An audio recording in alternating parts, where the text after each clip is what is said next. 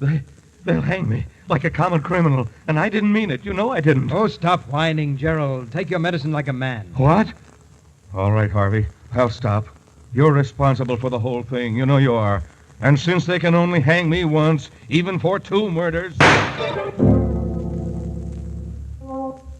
Midnight, the witching hour when the night is darkest, our fears the strongest, and our strength at its lowest ebb. Midnight, when the graves gape open and death strikes. How? You'll learn the answer in just a minute in Death's Goblet.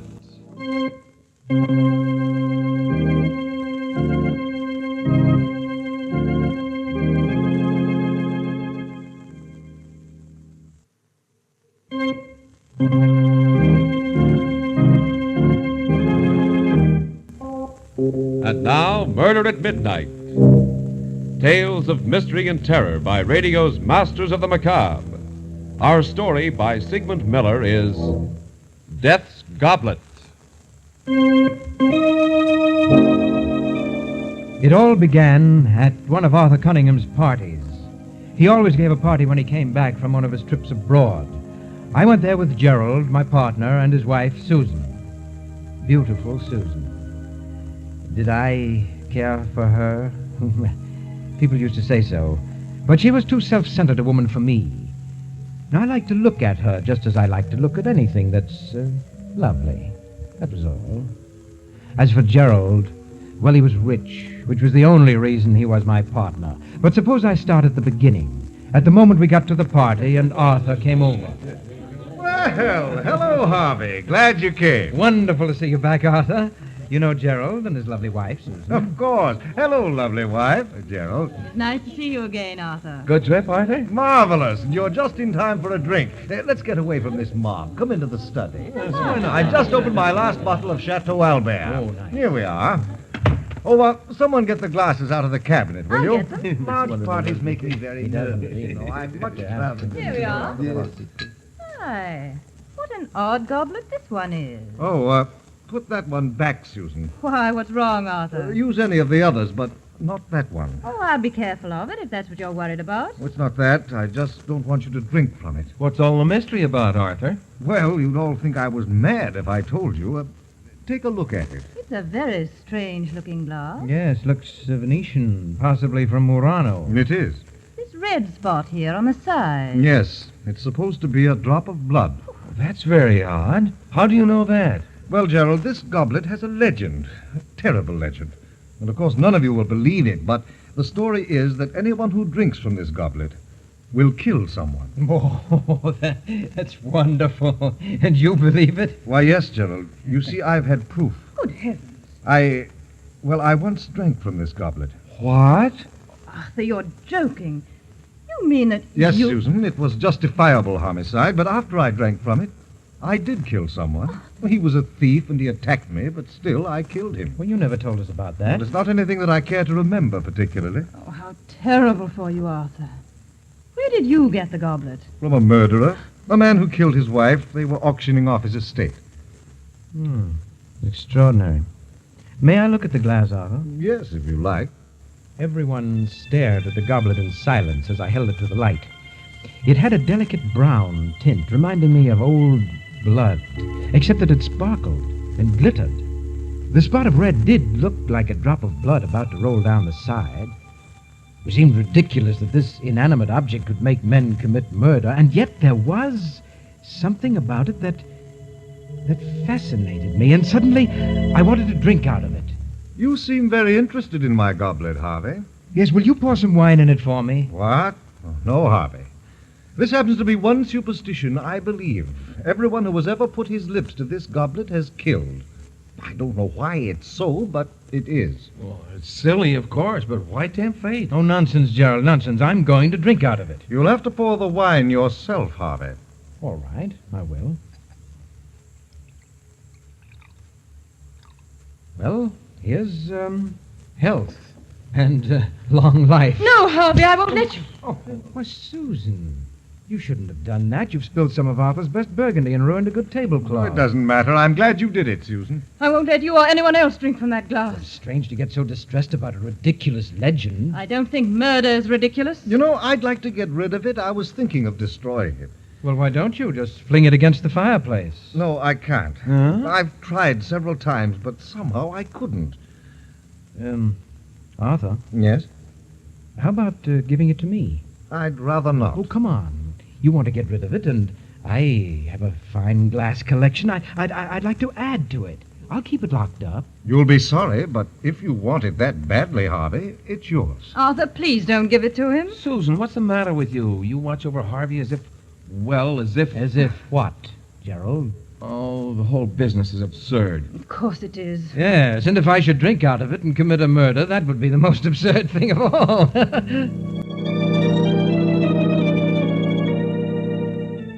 I kept the goblet on the mantelpiece in my library where the lamplight made it glitter. I discovered that the red drop was not paint. It was ingrained in the glass. Oh, very cleverly. One night, both Susan and Gerald were at my home. As we chatted, I got up, went to the mantelpiece, and idly toyed with the goblet. That goblet. It's the one Arthur gave. Yes, you remember. He gave it to me. Why don't you smash it, Harvey? Get rid of it. Ooh, it gives us all the creeps. Well, Gerald, you aren't really afraid of a piece of glass, are you? You don't believe Arthur's story at all, do you, Harvey? On the contrary, Susan, I do believe it. But not the way you think. What do you mean? Well, I mean to say murder is not in the goblet. It's in me, in you, even in Gerald. What a silly thing to say, Harvey. Oh, yes. You don't need a magic goblet to commit a murder. All you have to do is let yourself go. Let go of the civilized controls that tie you up. Why, Gerald, if you had cause, you could murder me or even your lovely wife. Oh, I couldn't kill a fly. Oh, but you could if the fly gave you enough trouble. Now, supposing, just as an example, supposing that you discovered that Susan was really in love with me and only married you for your money. Harvey. Wouldn't that make you want to murder her, Gerald? Oh, you're crazy. That's not very funny, Harvey. Even you, Susan. What? Even though you have a lovely face and exquisite hands, even you could commit murder. Why, there must have been times when you hated Gerald, only for a moment, of course. But in that moment, if you were not so civilized... Stop it, Harvey. Why, you could even put your lovely hands around my throat. Oh, stop it, Harvey. You're not that important to her. And then just why are we on this gruesome subject? That's Harvey's idea of humor. Susan looked at me, a touch of red at the point where the cheekbones make the skin taut. She seemed angry, but she wasn't really. Oh, yes, she loved me. I could see it in her face. She looked at me for a moment and then dropped her eyes. May I look at the goblet, Harvey? No, I'm afraid not, Susan. You might accidentally drop it. It might be a good idea. Well, I have an even better one, Gerald. And that's to go home before we get really serious about this murder business. I sat there staring at the goblet after they left. It fascinated me, glittering in the lamplight, and as I looked at it, it almost seemed as if the red spot of blood was moving, rolling down its side. Why shouldn't I drink from it? Why?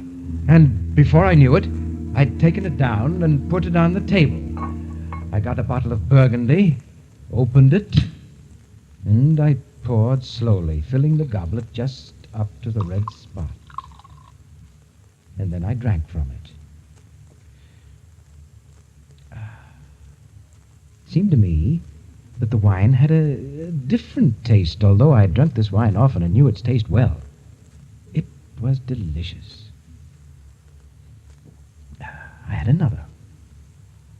It was heady, and it made me a little dizzy, although I felt fine and free. Yes, light and dizzy. But after a while, when the dizziness wouldn't go away, I decided to go for a drive, even though it was close to midnight. I drove fast. The speed and power of the car gave me a feeling of great exhilaration. I took the turns at full speed, enjoying the danger of the sharp curves. Then I came to a long, level stretch of road. I pressed down hard on the gas. The needle of the speedometer slowly moved upward. 60, 70, 80, 85. The road, like a black ribbon, rolled up in front of me, and then I suddenly saw him, but it was too late. I struck him with my right fender. He never made a sound. The car swerved a little from the impact. My heart in my throat. I stopped. Then I backed up. Backed up. Backed up. Backed up to where the body was lying sprawled grotesquely on the edge of the road. One look was enough. He was dead. But no one had seen the accident. I stepped on the gas and drove off.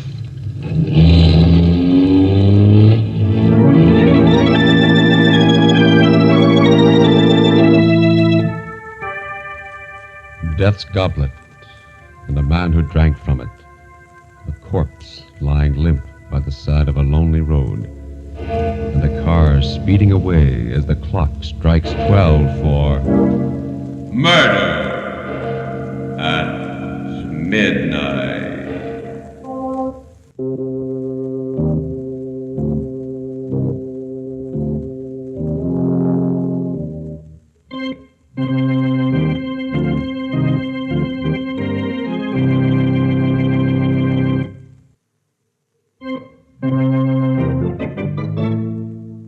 And now, back to Murder at Midnight. Harvey challenged the curse of the goblet and found it true. He had just killed a man after drinking from it. Let's listen to him as he continues the story of Death's Goblet. I knew now that the story of the goblet wasn't a myth, and I also knew what I was going to do about it. The next night, I got Gerald to come to my house to do some work. I can't make head or tail out of your cost estimates, Harvey. Well, now, really, Gerald, it's very simple. Just concentrate. Why can't you take care of it like a good fellow? I'm awfully tired. Well, all right, let's stop for a couple of minutes. Have a drink? Oh, what are you doing, Harvey? The goblet. Why, you don't really believe that story of Arthur's, do you? Well, You're much too intelligent for that. Well, you only pretended in front of Susan, didn't you? well, I... Oh, yes. Had to pretend. You know, women. Well, of course. And even if you did believe it, I've a feeling that basically you're pretty reckless, aren't you? Used to be pretty wild when I was a young fella.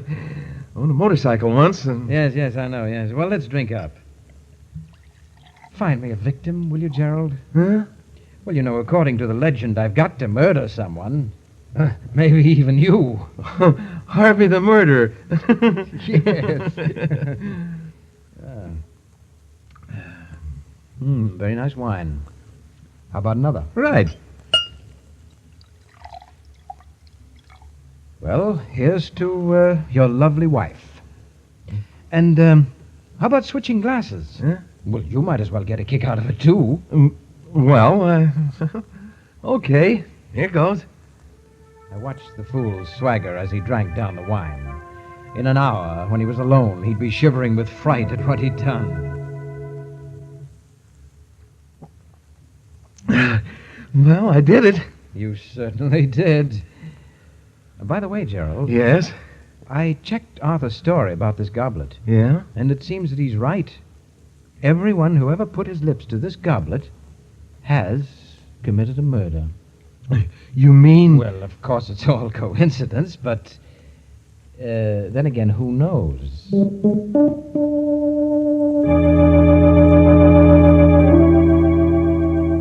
All the next week, I kept reminding Gerald about his drinking from the goblet. I wasn't really trying to get him to kill, but it was amusing to see him get upset and uneasy. And I noticed he was getting a little bolder, particularly with Susan, and had developed a temper. And one night, just as I was about to retire... Hello, is that you, Harvey? Yes, Susan, how are you? Oh, I'm fine. I'm just a little worried about Gerald. He usually gets home at about 6, and it's 11 o'clock now. Do you know where he might be? Why, he's having dinner with his sister. Sister? Yes, a tall, dark girl. She was in the office today and... Harvey, Gerald has no sisters? Oh, he hasn't? No. Oh, I guess I got him mixed up with someone else. Yes, it was Les Gordon who was meeting his sister. Yes, Gerald had some business to take care of over in Milford. You're and not very good at covering up, Harvey. I'm coming right over. Please wait up for me. Good. Things were beginning to happen. It was becoming very interesting. Now we'd see. Harvey, I want you to tell me everything. I must know. Who is this girl? Take it easy, Susan. Come, sit down. Oh, never mind that. What about Gerald? I don't know anything about Gerald's private life. And besides, you're not the one to talk. What on earth do you mean? You know perfectly well what I mean. You don't really care for Gerald. Actually, you're in love with me. Harvey. Well, you are, aren't you? Maybe. Sometimes I think I am. Oh, but you're too cold-blooded. I'd never be sure I could trust you. As a matter of fact, you'd like to get rid of Gerald. Why do you say that? Well, I'm just putting your thoughts into words. You never really loved him, did you? Oh, but Harvey... And he's finally become unbearable, hasn't he? Oh, Harvey, if you only knew. Do you know that the last time Gerald was here, he drank out of that goblet of Arthur's? It's possible that he wants to get rid of you, too. Oh, stop it, you hear? Well, I'm just telling you what I think you ought to know. Oh, we'll see. I left word at home that Gerald was to meet me here. And if he does come, well, we'll see. We sat and waited, not talking much. Susan's face was pale and agitated. It was most exciting. Susan, with all her charm and embellishments, was really a fierce animal underneath. I could almost hear her rage seething. Are you expecting anyone? Just Gerald. Well, let him in. Oh, hello, Harvey. Susan, what's up? Why did you leave word to meet you here? It's almost midnight. Where have you been all the evening? At Milford? With whom? What's going on, anyway? What are you so excited about, Susan? What were you doing in Milford? Why, I went there on business. Oh, really? You've been behaving very strangely lately, Gerald. If you don't love me, why don't you say so like a man? What? This is all your fault, Harvey. You've been filling her head with poison. I had nothing to do with this. I told her that you went to Milford. All he did was to make me see clearly something I've felt for a long while. And I think this is the time to do something about it. Sue, are you out of your mind? Put that gun down. You remember it, don't you? You gave it to me. Said it might be useful in an emergency. Harvey, take that gun away from her. She's liable to shoot. She won't shoot. She's only trying to frighten you. Am I? Let's see. Oh, my shoulder. Give me that gun. Give it no. Harvey, she's dead. Yes, Gerald. And you killed her. But it was an accident. She shot at me, and I was only trying to get the gun away from her. You know that's what happened. I only know that you drank from that goblet and that you killed her. What? But... Oh, you dirty, treacherous... You planned all this so that you could get rid of me, so that you could have Susan, you could have the firm for yourself. You'll have to do better than that to beat the gallows, Gerald. The gallows? Please, Harvey, we've been friends for a long time. You can't let me down. You wouldn't have pressed the trigger if you hadn't had murder in your heart, Gerald. You shot her because you wanted to. That's what I saw. I believe in telling the truth. Harvey, I'll turn over the business to you. I'll do anything if you'll just... I don't accept bribes, Gerald. All right. But I'll fool you. I'll call the police myself. Well, there's the phone. I'll prove my case in court. They won't convict me. Operator, give me the police. Hello? Police department? This is Gerald Hamilton. I just accidentally shot my wife. And my friend's home. Yes, she's dead. The address is 411 Grove Street. That's right. I killed her. Accidentally. Yes. I'll be waiting here. Cigarette, Gerald? Treating me like a condemned man, huh? Well, I'm not going to die. All I have to do is tell the truth about everything, including you. Oh, but you forget, Gerald, there must be fingerprints, your fingerprints on that gun. That won't look very accidental, will it? But Harvey... You did it, Gerald. I saw you. If you don't back me up, they'll hang me like a common criminal. Please, Harvey, don't let them do that to me, please. Oh, stop whining, Gerald. What? All right, Harvey, I'll stop. You're responsible for this whole thing. You know you are. And since they can only hang me once... You raised the gun, but I'd been expecting it. I grabbed his hand, pushed it against his chest. My finger pressed on his and on the trigger. And suddenly, he went limp. You won't get away. My alibi was perfect. All I had to do was wait for the police that he himself had called. The minutes ticked slowly away, and then...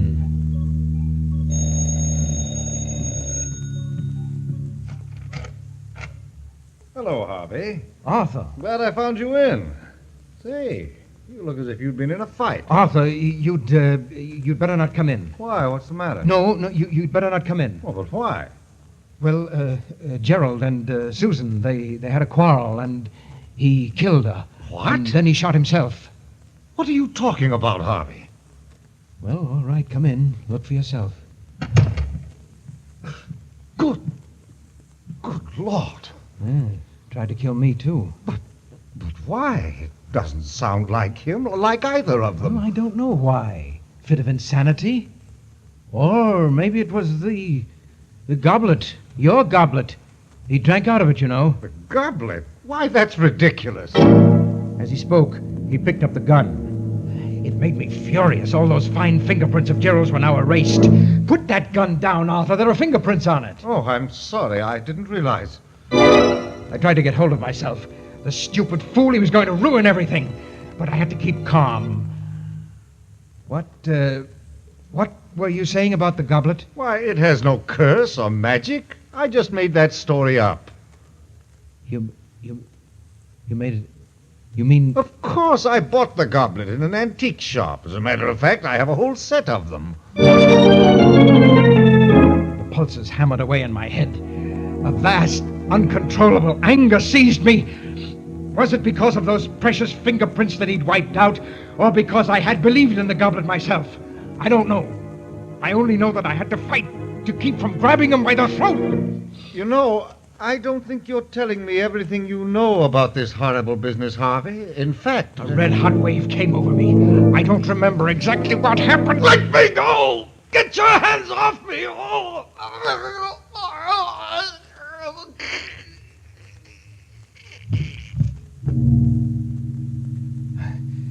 Arthur's body is lying there, too, now. Next to Susan's and Gerald's. But the police will be here any minute, so I have to hurry. First, the goblet. There. That's done. No. Some of the broken fragments still glitter in the lamplight. I've got to crush them, grind them to powder under my heel. But there are always other pieces that I can't find. They're hiding from me. They're afraid of me. But I'll find every piece. I'll find them! I'll find them! I'll find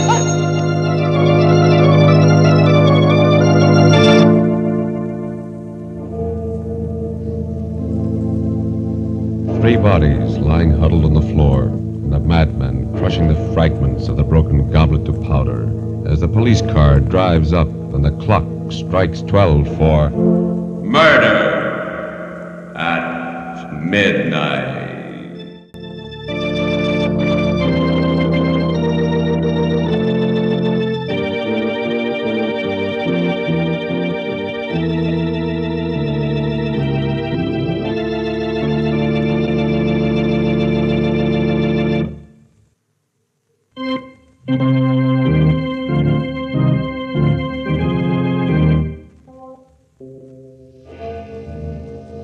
Remember to be with us again when death appears at the door, wearing the face of a friend, and the clocks strike 12 for murder at midnight.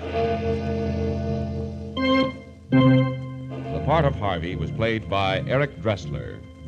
With music by Charles Paul, Murder at Midnight was directed by Anton M. Leader.